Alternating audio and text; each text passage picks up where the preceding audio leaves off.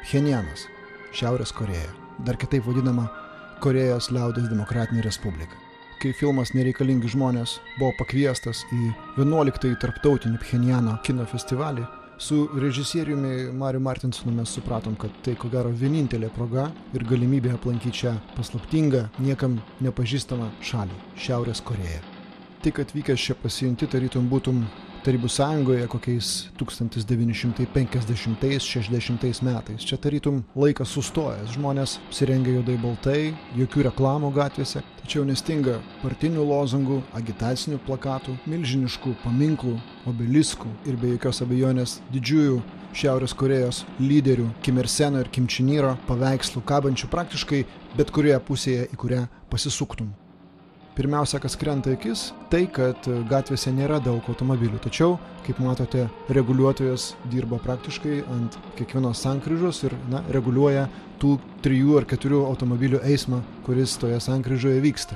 Visos eismo reguliuotojos atrodo pačios gražiausios Korėjos merginos parinktos tam darbui. Jos turi specialius judesius ir tarytum šoka, kažkokį tai šokį, mojuodamas lazdele sankryžos vidury. Štai mes kertame upę ir tuoj atsidursime Jangakto saloje, kurioje stovi tas didžiulis 47 aukštų viešbutis, kuriame mes ir apsistojame. Turbūt ne veltui visi užsieniečiai apgyvendinami šiame viešbutyje, nes tokiu būdu turbūt lengviausia sužiūrėti, kad jie neišsprūstų į miestą, nepastebėti ir nepamatytų to, ko nereikia. Aš ką tik atvykau į Pchenjaną, Šiaurės Korėją, ir čia yra pirmasis reportažas iš viešbučių. Pradėsim nuo vonios, kuri krenta iškart į akis atėjus, tai yra gražiom baltom plytelėm išklota vonia. Yra muilas, yra kepuraitė maudymosi, yra dantų šepetukas netgi, ir netgi tai yra 2 žmonėm. Yra viskas, ko reikia. Čia yra 4 žvaigždučių viešbutis, yra džiovintuvas plaukams, yra rankšluosčiai, įrodymas, kad švaru. Kvapas toksai lengvai, tokio lengvo, kažkokio priplėkusio tokio pelėsio kvapas, bet tas negąsdina, lovas nedidelės atskiros. Ir aš esu 25 aukšte, dar neišsiaiškinau, kaip atsidaro langas. Jis atsidaro, turbūt į lauką aš... Absoliučiai nesaugu, ta prasme, kad aš esu 25 aukšte, paprastai pasaulyje visada būna taip, kad neatsidaro šitaip langas, bet čia norint iššokti yra visiškai paprasta tai padaryti. Čia matosi Pchenjano vaizdas, galbūt pasigrožėkime juo.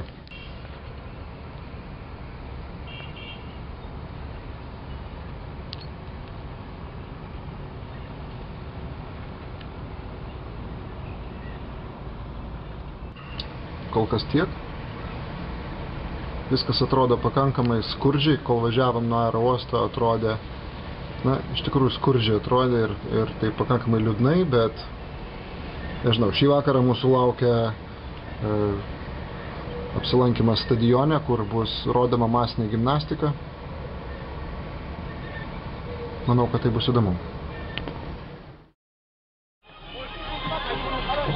Masinė gimnastika yra, ko gero, vienas didžiausių spektaklių pasaulyje. Pernai Gineso rekordų knygoje buvo užregistruotas kaip didžiausia dalyvių skaičių turintis renginys. Šitoj masinėje gimnastikoje dalyvauja 100 000 žmonių. Tai yra, toks labai sunkiai suvokiamas skaičius, tačiau būtent tiek dalyvių tame pasirodyme mes ir matėme.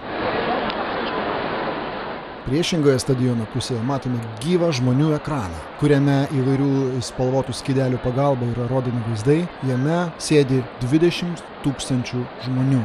Tai yra didžiausias gyvas ekranas pasaulyje. Jo aukštis yra maždaug 40 metrų, o plotis apie 200 metrų.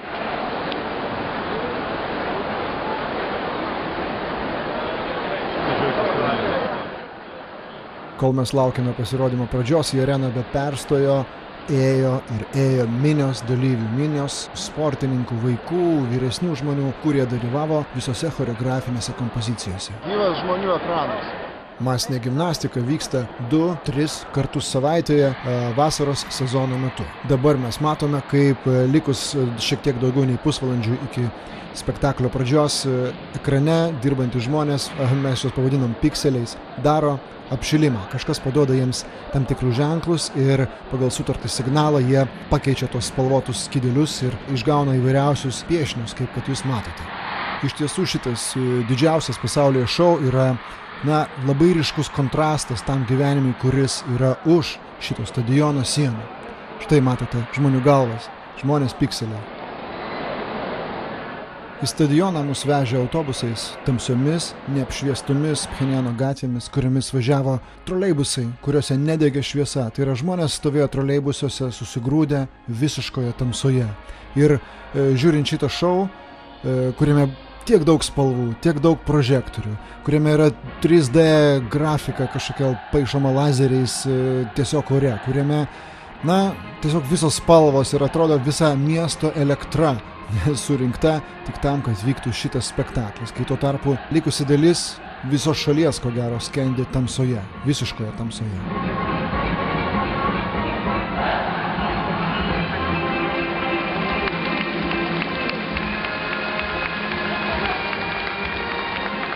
Šiaurės Korėja yra viena labiausiai izoliuotų valstybių pasaulyje. Čia vietiniams gyventojams neleidžiama turėti jokių kontaktų su užsieniečiais. Kiekvienas atvažiavęs užsienietis gauna gidą, kuris jį lydi visur, dirba taip pat kaip vertėjas, bet tuo pačiu, pasako, kad štai čia eiti negalima, arba čia jūs turite palikti fotoaparatą, čia fotografuoti negalima, čia galima. Štai, čia galit matyti, kaip kuriami vaizdai didžiuliame gyvajame ekrane.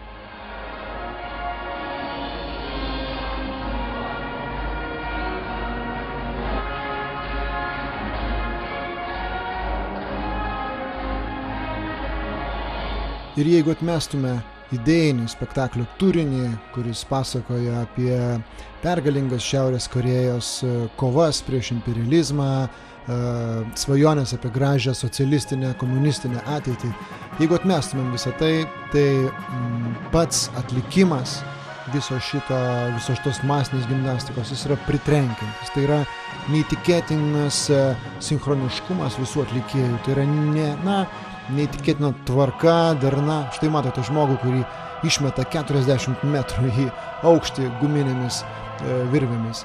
Apskritai šitas spektaklis palieka labai stiprų įspūdį, kurį sustiprina dar ir tai, kad jį įmanoma pamatyti tik tai Šiaurės Korėjoje, tik tai šitoj šaly.